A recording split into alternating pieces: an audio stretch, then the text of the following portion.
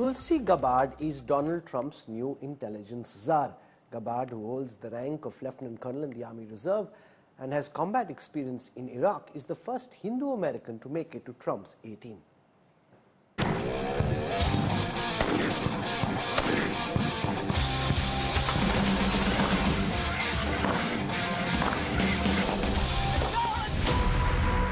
Lieutenant Colonel Tulsi Gabbard, 21-year military veteran, the first Hindu woman in US Congress,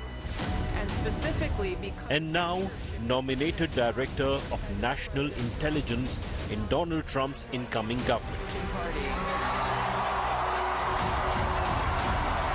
I invite you to join me in doing all that we can to save. Known for her strong stance on terror, criticism of Pakistan's support for terror, and her deep connection to Hindu culture, Gabbard's leadership could herald a new chapter in the US-India relationship. Take this obligation freely. She made the headlines most recently with this comment on persecution of minorities in Bangladesh.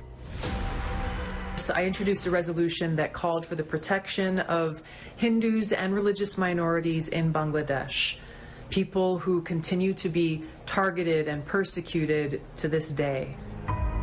Her uncompromising position on combating terrorism aligns closely with India's concerns, especially regarding cross-border terrorism originating from Pakistan. F-16s in Pakistan. Judge Poe and I recently sent you a letter expressing our grave concerns about this potential sale and asking you to consider stopping it.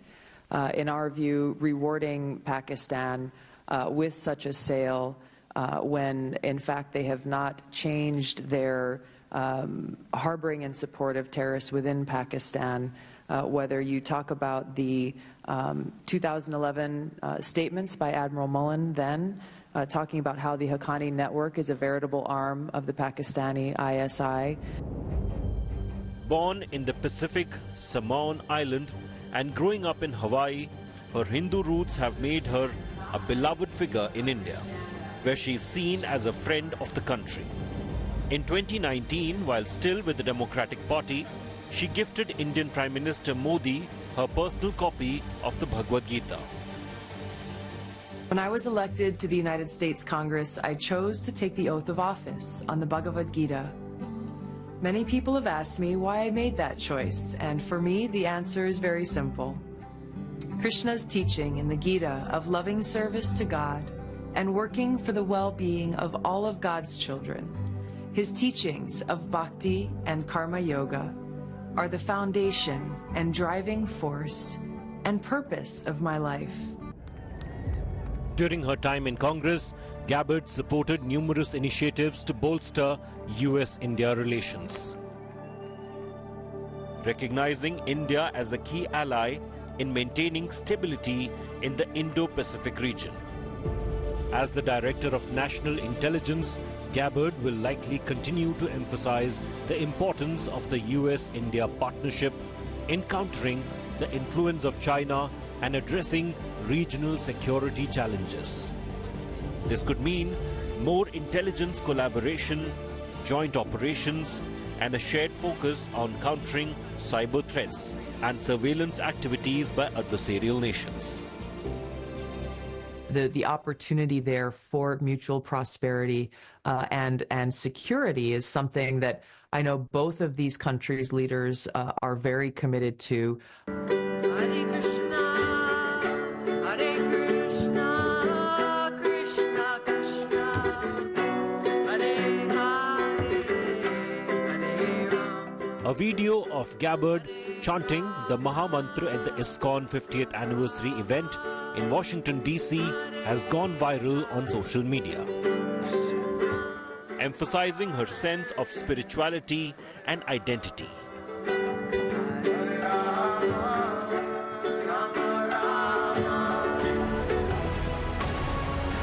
After the intelligence-related frictions between India and the United States under the Biden administration, Tulsi Gabbard's new role could smoothen things out and go on to be a game changer for the US-India relationship. A unique combination of cultural understanding, strategic clarity, and commitment to democratic values could enhance India's security and its position as a crucial partner for the United States in the 21st century. Bureau Report, India Today. Tulsi Gabbard spoke to India Today's Rohit Sharma days before the presidential election, where she talked about the persecution of Hindus in Bangladesh and more. Listen in. Congressman, thank you so much for joining us and talking to us today. Thank you. Just out of curiosity, Congresswoman, you were a Democrat and you ran a presidential campaign in 2020, and now you have endorsed President Trump. What made you change your decision and becoming, endorsing President Trump, and what was the reason for you to do so? Oh, first of all, I left the Democrat Party a few years ago because today's Democrat Party is controlled and led by this elitist cabal of warmongers who are undermining our freedom, fundamentally censoring free speech, undermining the rule of law and our democratic republic. There are many examples that I could give you. I wrote a book explaining in great detail why I left the Democrat Party. It's called For Love of Country, Leave the Democrat Party Behind. And in this election, the choice was very clear for me in why I endorsed President Trump over Vice President Kamala Harris. It is because of those fundamental rights and freedoms that are enshrined in our Constitution and the words that our founders had for us in this country as Americans, our right to life, liberty, and the pursuit of happiness. Under Vice President Harris over these past 4 years, along with Joe Biden, they have undermined our freedom and continue to do so. They have weaponized government entities to go after their political opponents. I've personally experienced political retaliation by this administration, putting me on a domestic terror watch list called Quiet Skies just one day after I did an interview criticizing Kamala Harris's record as vice president and talking to the American people about the dangerous consequences of a Kamala Harris presidency. They have ruined our economy, increased the cost of living. We're seeing increased crime, open borders, over tens of millions of illegal immigrants coming across our borders, many of them actually violent convicted criminals coming from other countries. And on a foreign policy front, they have embroiled us in multiple wars in different parts of the world and have pushed us to the brink of World War III and closer to nuclear war than we ever have been before. On every account, the choice is clear that President Trump in this election is our best hope as a country to get back on that path where we can look to a future of peace and freedom and prosperity for all Americans. You also mentioned about border. The border has been a big issue. I think immigration is dominating, the election cycle this year. What would be President Trump's policy? I know he's talked about, securing the border. There are a lot of Indian immigrants, who obviously feel that, nobody talks about their plight. Why should an Indian immigrant voter vote for President Trump versus President Harris? Because President Harris, one of the things that's going for her is that she's half Indian. So, anything that you would like to say to immigrants who should vote for President Trump? I would encourage Indian immigrants who are here in our country and contributing to our economy, starting businesses, innovating in technology, to not fall into the Kamala Harris trap of identity politics and vote based on ethnicity. I would encourage them to ask the Kamala Harris campaign or do their research. What has Kamala Harris, as someone whose mother immigrated from India, what has she done for Indian Americans today? What has she done for Indian immigrants here in our country? I know the short answer to that. The short answer to that is nothing. The same issues and challenges with green cards, with children, Indian immigrants who are here on green cards and who have kids who turn 18 and now are facing a situation where they don't have any access to legal status and an extremely broken legal immigration system.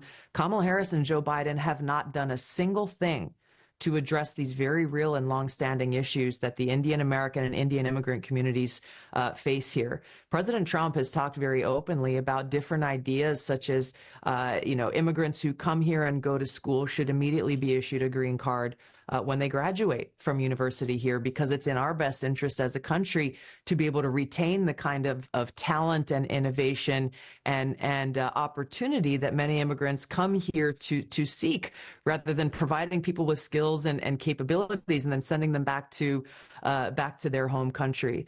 President Trump has talked about recognizing the growth and the benefit that the United States and our economy gains from many immigrants from different parts of the world, but especially and including Indian immigrants. So I have no doubt that President Trump sees the opportunity here and will do all that he can in order to address these long-standing issues and fix what Kamala Harris and Joe Biden have broken.